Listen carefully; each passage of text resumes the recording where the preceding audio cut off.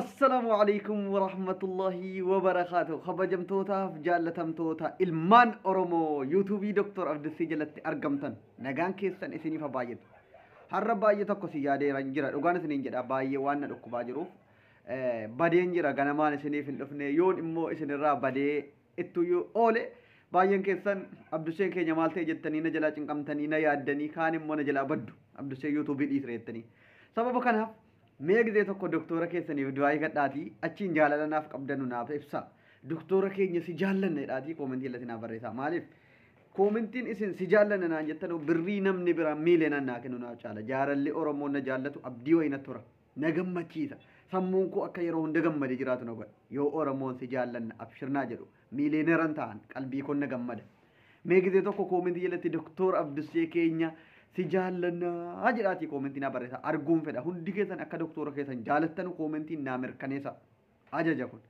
egaa oduu jalqabaa irratti wanti isiniif qabadhee dhufee waan hamma biyya keessatti hidhamtoonni hiikamuudhaan itti fufee jira. Egaa waan gaariidha jalqabbii gaariirra jirtu jabaadha. Badii keessanii suutuma suutaan irraa kafalataa deemtu.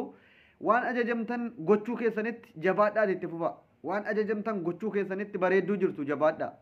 Abdusalaam Hus Hassan gaazexeessaa OMN har'a hiikamee jira. Baga nagaan mana dhiphoo dukkana sana keessa karaa mana hidhaa bal'aatti jechuudha manni hidhaa amma yeroo kanatti biyya keessatti hidhaadhuma jechuudha mana ofiillee yoo ta'e nagaadhaan baate siin jechuun barbaada Abdusalaam Hasan gaazexeessaa OMN kan kaayiroo kana turtee karaa biyyaa deebite hundi keessan hundi beektu jechuudha Abdusalaam egaa ammas warri badii tokko malee sababa warri kaan warri soddaa haidhamu minilikiin nu jalaa tuqe jedhanii hiisisan keessaa Yusudeb Tasfayee baay'ee erga Jawaar Muhammad qabamee kaasee otuu qanii tokkoon callisin halkanii guyyaa hidhamtootaaf otuu sagalee ta'u har'a erga hidhamee ji'a lamaaf deema jechuudha guyyaa tokko mana murtiitti hin dhiyaanne waa tokko badiinsaatti hin himamne mana yaalaallee dhukkubsatee dhorkamee hanga yoonaatti achi jirre jechuudha sababa kanaaf hunda jara kanaaf sagalee ta'uu qabna har'a guyyaa dhaloota Maark Luuter King wal qabatee jechuudha Oromoon sagalee isaa tiwutarii irratti dhageeffachuudhaaf wal ga'ee jira kunis jawaan jajjabeeffamuu qabudha yeroo akkana carraa argametti fayyadamanii sagalee ofii addunyaa dhageessifachuu waan gaariidhaaf waan barbaachisaa ta'e jedhee amana kanaafuyyuu waan tokko irraa yeroo dubbannu baay'een keessan kaleessallee jechuudha ajandaa waahii akkuma Baqqalaa Garbaatiif gaafa duraa Ustaaz Naasir Hamzaadha Qur'aana Rabbiidha akka inni dubbisee intin jedhuuf Qur'aana Arabeeffarraa karaa intiniitti hiikame jechuudha badhaasee ture kaleessa matsaaf qudduusii yookiin wangala Hamzaa Booranaatiif ijoolleen kiristaanni Oromoodha dubbisaa mana isaa deemanii kennaniif irratti baay'een isaanii warri siyaasni hin galiniif warri siyaasni hin beekne amantiidhaa fi waa hunda wal bira qabaniituma duruunfatanii deeman baay'een isaanii yeroo qeeqa kaasan nun argaa ture kun waan qeeqamuu miti akkuma Ustaaz Raayyaa Abbaa Maccaadhaa jedhe kottu yaa ilma namaa dhagahi waan gaarii dukkanatti hin jaamine baafadhu gargari isa kami dhugaan isa kami dharre hundumaa addaan baafadhu suuta jedhii sabre sabbooda amanii yoo feetes kafari kan jedhee qur'aana burqaan dhumne bahri jalqabamee bari meettin dhibaahini nu badhaaf dediini rahmata keetiini kan jedhudha baay'een keessan dubbiftanu malee amantiin kun dubbisuurraan barumsa barbaada duruunfatanii an kiristaana jedhanii amantii muslimaa yookiin qura'aana muslimaa utuu hin dubbisin taa'urra an muslima jedhanii wangala utuu hin dubbisin taa'urra hunda wal bira qabdee miizantii isa kami dhugaan isa kami dharrii hunduma addaan baafadhu suuta jedhi sabriin isa jedhu sana addaan baafatte kan dhugaadhaan jireenya bara baraa sii kennuu danda'u yookiin akka keenyatti jannata ittiin si galchuu danda'u karaa isa kam hunda addaan baafte akkuma duruunfatanii paartii tokko deeggarannu sanaa miti hunduma addaan baafattee jireenya bara baraa jechuun bar waan du'anii ka'uun hin jirredha bakka duutee gaafa hisaaba keessa battee kaate jireenya bara baraa jiraatta yoo dhugaa qabaatte jannata keessa jiraatta yoo dhugaan qabaanne gahannam yookiin azaaba keessa jiraatta waan ta'eef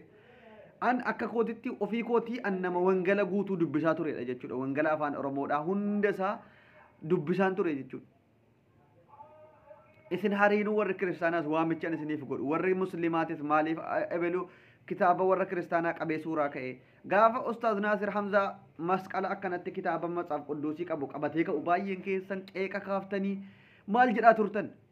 No, qeeqan barbaachisu dubbisee baruudhaaf namni kitaaba kamuu fuudhee dubbisa. Yoon dubbisne akkamitti soba isaa keessatti bartee qeequu dandeessa? Amma Abu Haydar wangeela matsaaf qudduusii Doktor Zaakir akkasitti kan hizbiidhaan gaayaa sammuu isaa guuttate jechuudha kitaaba sana hunda dubbisee argeeti. Otoo hin dubbisne arguu hin danda'u namni kamuu. Kanuman jedha waa'ee warra Hamzaa Booranaa qeequudhaaf waan adda addaa irratti barreessaa jirtanoo marii biyyaalessaa kan jedhu irratti ammas akka bishaan dhugetu himamaa jira jechuudha. Marii biyyaalessaa dheengadda Abiy Ahmad pirezidaantii Joo Baayideniin dubbatee ture ammas wal dhuguu isaatu dhagahamaa jira jechuudha. Yeroo kanatti Abiy Ahmad yoo seeratti dhiyaatee hidhame malee akka biyyattiin nagaan taane addunyaan irratti walii galuusiitii fi Joo Baayidenis akka abdii irraa hin qabne araara waaree biyyattii tasgabbeessa buusa jedhee abdii irraa hin qabu Abiy Ahmad irraa kan jedhutu dhagahamaa jira jechuudha. Dhugaadha kun nu hariinuyyuu akkuma jedhaa jirru hanga Abiy Ahmad biyyattii nan bulcha jedhee of harkaa qabutti biyyattiin nagaa taati jennee hin eegnus hin amannus akka deeggaraa fi akkuma mormaa tokkottis. Hamma Abiy Ahmad aangoo dabarsee kennutti nama aangoo biyya qabatee bulchuu danda'u miti jechuudhaan an Abiy Ahmad ajjeefamu fannifamu miti. Garuu biyyattiin na tasgabbeessee nagaadhaan akka ijaaramtuuf akka egan entini diigumsarraa haftuuf gochuu nama hin dandeenye humna ittiin qabu dhugaa dubbachuudhaaf. Haayilim gulbatim yellawum. Akkuma warri lixaa kun warri faranjootaa jechuudha. Abiy Ahmad maal arganii akkanatti isa qabanii maaqabii irra ka'anii Itoophiyaan akka akkanatti intini taatu godhan. Waan isa beekanuuf dimokiraasiin akkamitti akka deemuu danda'u biyyattiin kun karamitti deemaa jirti kan jedhu waan hubatanii beekanuufiyyuu Abiyyiin dura dhaabbatanii dhaabe ati hin dandeenye jedhan malee jibbaa yookiin gaafa duraa wanti jarri noobeelii badhaafatanis jibbaa qabaatanii miti gaafa namni ilaalamee xiinxalamee ka'u hojiinsaa sun biyyattii ijaaruu danda'a. Lammiin Itoophiyaa yoo rakkate eessa dhaqa kan jedhu xiinxalanii waan lafa ka'aniif jechuudha. Akkasii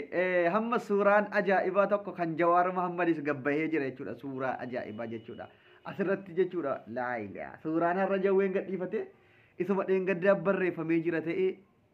har'a kan biraatiin gabbahe ta'ee maalin beeka jechuudha. Jawaar Mohammad waan ajaa'ibaa godhaa jira jechuudha. Callisuullee akkuma kanatti akka nama zimmi jedhee harkaan mallattoodhaan waan jabaa hojjetaa jirutti jira jechuudha jawween. Har'as waan ajaa'ibaa qabatee dhufee jira jechuudha Jawaar Mohammad. Egaa kabajamtootaaf jaallatamtoota Abdusseedha baay'ee isin jaalanna. Hamzaa Booranaadha amantii jijjiirrate maaf matsaaf qudduusii dubbisa maaloo oduun jettan no dhaabbadhaa waan akkasii.